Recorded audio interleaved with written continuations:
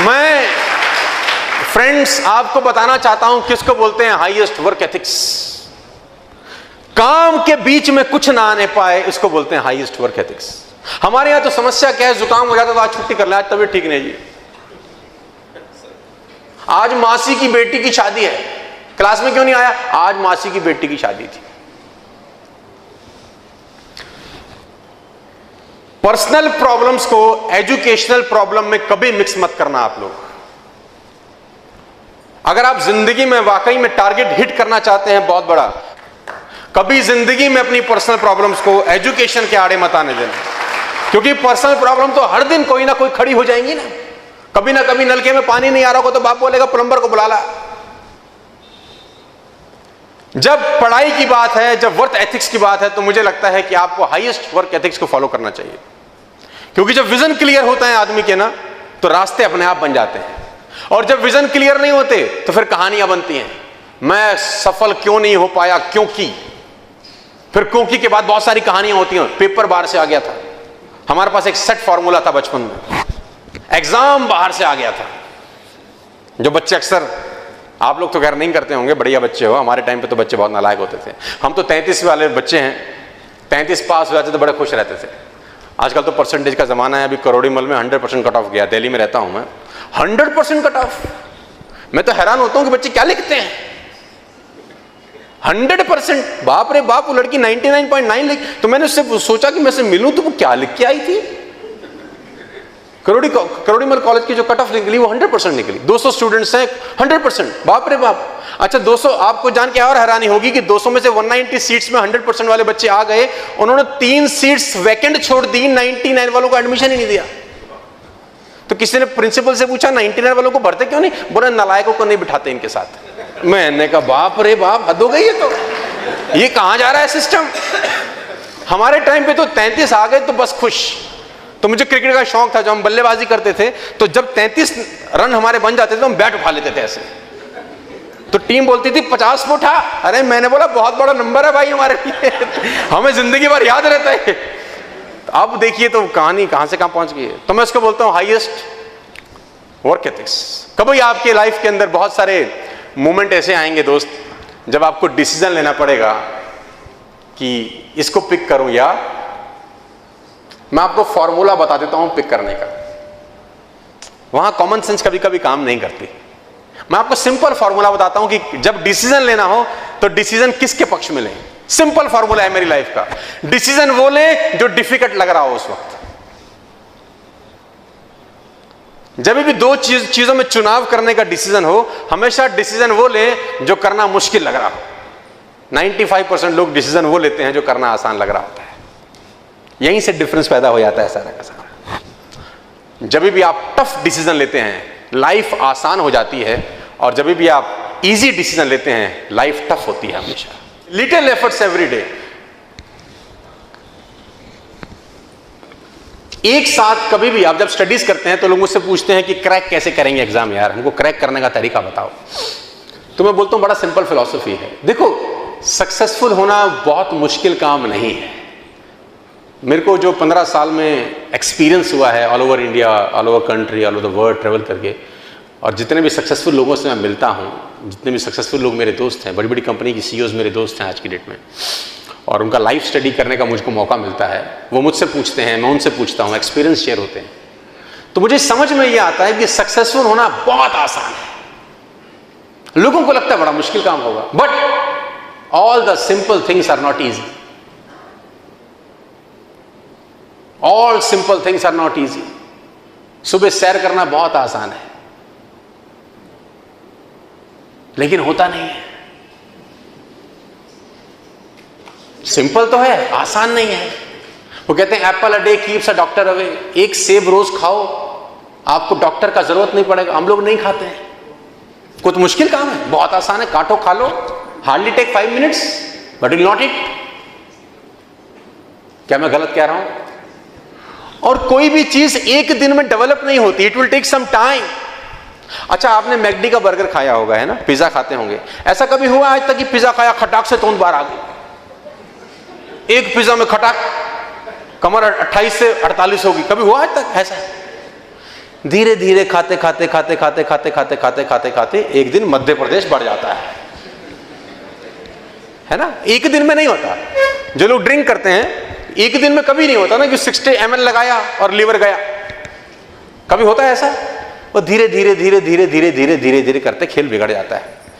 तो जब धीरे धीरे खेल बिगड़ सकता है तो धीरे धीरे खेल बन भी सकता है। बनता ही धीरे धीरे है, लिटिल एफर्ट्स एवरी डे। ऐसे कितने स्टूडेंट्स हैं जो ये गलती करते हैं कि पढ़ते तो बहुत हैं, हाँ कुछ ऐसे भी होते हैं जो बिल्कुल नहीं पढ़ते, लेकिन हम बात कर रहे हैं उनकी जो पढ़ते तो बहुत हैं लेकिन लगता नहीं कि जितना वो पढ़ते हैं उतना पढ़ते हैं। क्या मतलब इसका कि मान लो अगर कोई स्टूडेंट है, अगर वो 8 से 10 घंटे की पढ़ाई कर रहा है तो पढ़ाई करने के बाद में ये लगता नहीं है कि 8 से 10 घंटे उसने पढ़ा है। जो आउटकम दिखना चाहिए वो दिखता नहीं है। पढ़ाई तो 8 से 10 घंटे की है लेकिन लग ऐसा रहा है कि यार सिर्फ 2 घंटे ही पढ़े। आउटकम को देखकर ऐसा लग रहा है कि 2 घंटे भी ठीक से पढ़ाई नहीं किए। तो क्या फ़ायदा फिर 8 से 10 घंटे की इतनी लंबी स्टडी करने का। तो ऐसा क्या करें कि अगर आप 4 घंटे भी पढ़ाई करो तो लगना चाहिए कि हाँ 4 घंटे हमने पढ़ाई की है, वरना 10-12 घंटे आप पढ़ लो दिखाने के लिए, होना कुछ नहीं है उससे। कुछ लोग कहते हैं ना ज़्यादा पढ़ो ज़्यादा पढ़ो ज़्यादा पढ़ो, अगर ज़्यादा नंबर लाना है तो ज़्यादा पढ़ना पड़ेगा। बिल्कुल गलत है, मत पढ़ो ज़्यादा।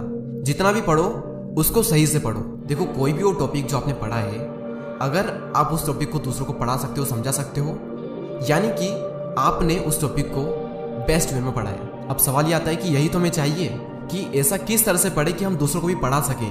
वो बेस्ट तरीका आखिर है क्या? देखो आप ये याद करो कि लास्ट टाइम आपने सबसे ज़्यादा क्वालिटी स्टडी कब की थी, और जब की थी तो क्यों की थी आपने, क्या रीज़न था उसका? कुछ ना कुछ चीज़ें तो होगी जो आपने ऑब्जर्व की होगी। मैं बताता हूँ कि क्या रीज़न हो सकते हैं। पहला रीज़न तो ये हो सकता है कि वो टॉपिक या फिर वो सब्जेक्ट आपके इंटरेस्ट एरिया में था। सेकंड ये हो सकता है कि उस वक्त आप एक सही एनवायरनमेंट में थे, यानी कि शांत माहौल में। तीसरा ये हो सकता है कि उस वक्त कोई इमरजेंसी थी, यानी कि हो सकता है कि आप किसी टेस्ट या फिर किसी एग्जाम की प्रिपरेशन कर रहे हो और उस टाइम थोड़ी अर्जेंट फीलिंग होती है, इमरजेंसी वाली फीलिंग होती है, तो उस चक्कर में आपने थोड़ी इफेक्टिव स्टडी कर ली थी। एक ये रीज़न हो सकता है। या फिर फोर्थ रीज़न ये हो सकता है कि उस वक्त आपका मन लग रहा था पढ़ाई में, और आप में से मैक्सिमम का रीज़न शायद यही होगा। या फिर हम सेकंड वाले को भी इंक्लूड कर सकते हैं कि उस वक्त माहौल जो था वो बिल्कुल सही था पढ़ाई के लिए, यानी कि सबसे ज़्यादा इफेक्टिव स्टडी आपने तब की थी जब आपका मन लग रहा था। अब फिर से यहाँ पर एक सवाल आता है कि मन क्यों लग रहा था। आज हम थोड़ा डीप में चल रहे हैं तो थोड़ा ध्यान से इस वीडियो को देखना। अब सवाल यहाँ पर यह आता है कि मन क्यों लगता है, कैसे लगता है, कब लगता है, और हम अपने मन को कैसे लगाएं। देखो इमरजेंसी में मन लगे या ना लगे, उस वक्त तो हमें मन लगाना ही पड़ता है, हम मन लगा लेते हैं, लेकिन हम उसकी बात नहीं कर रहे। हम बात कर रहे हैं नॉर्मल टाइम में हम मन कैसे लगाएं पढ़ाई में। देखो एक तो मन तब लगता है जब एनवायरनमेंट बिल्कुल सही हो, यानी मान लो अगर घर पर सब टीवी देख रहे हैं और आप भी उनके साथ में टीवी देख रहे हो, तो आपका मन क्यों करेगा पढ़ाई करने को? क्योंकि आपको तो मज़ा आ रहा है टीवी देखने में, और जब एक तरफ मज़ा आ रहा है एक तरफ दर्द है तो माइंड तो डेफिनेटली मज़े को ही चूज़ करेगा। तो जिस वक्त आपको मज़ा आ रहा है किसी काम को करने में, तो उस वक्त तो आपको उस काम को छोड़ने का मन नहीं करेगा और पढ़ाई करने का मन तो बिल्कुल भी नहीं करेगा। और वहीं दूसरी ओर अगर आपने घर में किसी को पढ़ता हुआ देख लिया तो कहीं ना कहीं आपके अंदर से ये फीलिंग आएगी कि यार मुझे भी पढ़ लेना चाहिए। तो मेरे अकॉर्डिंग एनवायरनमेंट का थोड़ा बहुत फ़र्क तो पड़ता है। दूसरा ये कि टाइम का भी फ़र्क पड़ता है कि आप कब पढ़ने बैठ रहे हो। दुनिया भर के फालतू के काम करके आ गए और जनाब फिर पढ़ने बैठ रहे हैं। आपको अपने अकॉर्डिंग ये पता होना चाहिए कि आपका माइंड किस टाइम पर सबसे ज़्यादा एक्टिव होता है, उसी टाइम पर आप सबसे ज़्यादा क्वालिटी स्टडी कर पाओगे। और ये बात आपके अलावा किसी को अच्छे से पता नहीं है कि आपका माइंड किस टाइम पर सबसे ज़्यादा एक्टिव होता है, सबसे ज़्यादा फ्रेश होता है, यानी उस वक्त आप कितना भी मुश्किल काम क्यों ना वो आप इजीली कर सकते हो। ये बात सिर्फ आप ही को पता है। तो वही टाइम आपको सेलेक्ट करना है और उसी टाइम पर आपको पढ़ने बैठना है। तो ये था दूसरा रीज़न टाइम का। और तीसरा जिनका कभी कभी मन लगता है, क्योंकि कुछ तो ऐसे होंगे ना जिनका कभी मन ही नहीं लगता है, इसलिए हम बात कर रहे हैं उनकी जिनका कभी कभी मन लगता है। वो इसीलिए लगता है क्योंकि उनको उनके फ्यूचर की चिंता है। देखो वैसे तो चिंता चिता समान होती है, लेकिन अपने भविष्य के लिए की गई थोड़ी सी चिंता आपको आने वाली कई सारी चिंताओं से बचा सकती है। और जिनका कभी कभार मन लगता है वो उन्हीं का लगता है जो अपनी लाइफ से संतुष्ट नहीं है। वो नहीं रहना चाहते जैसे वो अभी हैं, उन्हें उनके हालातों से नफरत है। वो ये नहीं चाहते कि उन्हें बाद में पछताना पड़े या फिर ये कहना पड़े कि काश यार उस टाइम पर ऐसा कर लेता, काश वैसा कर लेता। वो नहीं चाहते कि इस काश की जरूरत उन्हें भविष्य में पड़े। ये जो वर्ड्स होते हैं ना, काश में ऐसा कर लेता, काश वैसा कर लेता, ये वर्ड्स होते हैं लूजर के। जो विनर्स होते हैं, जो चैंपियंस होते हैं, वो पहले ही सारे काम कर लेते हैं, वो पहले ही कर लेते हैं ताकि रिजल्ट चाहे कुछ भी हो उन्हें बाद में ये ना कहना पड़े कि काश मैं ऐसा कर लेता, काश वैसा कर लेता। क्यों? क्योंकि सब कुछ ऑलरेडी कर लिया है, भले रिजल्ट कुछ भी हो, लेकिन हम ये नहीं कह सकते काश ऐसा कर दिया वैसा कर दिया, क्योंकि सब कुछ हमने ऑलरेडी कर लिया है। उसके बाद में रिजल्ट चाहे कुछ भी हो, ये ना कहना पड़े कि काश मैं ऐसा कर लेता। अंदर ही अंदर ये रिग्रेट नहीं होना चाहिए बाद में कि यार मजा नहीं आ रहा लाइफ में, कुछ ना कुछ मिसिंग है, काश पहले थोड़ी मेहनत कर लेता तो आज कुछ और ही होता। और इसी चीज को जो लोग पहले से समझ लेते हैं उन्हीं का मन लगता है। बस यही सीक्रेट है और कोई सीक्रेट नहीं है। तो मैं आपको सिंपली बता देता हूँ कि इस वीडियो में हमने क्या बात की है। सबसे पहले हमने बात की थी कि ज्यादा पढ़ना जरूरी नहीं है, जितना भी पढ़ रहे हो वो सही से पढ़ो, यानी क्वालिटी स्टडी करो। फिर सवाल ये आता है कि क्वालिटी स्टडी कैसे करें। देखो, क्वालिटी स्टडी तब होती है जब आपका मन लग रहा होता है पढ़ाई में, ठीक है।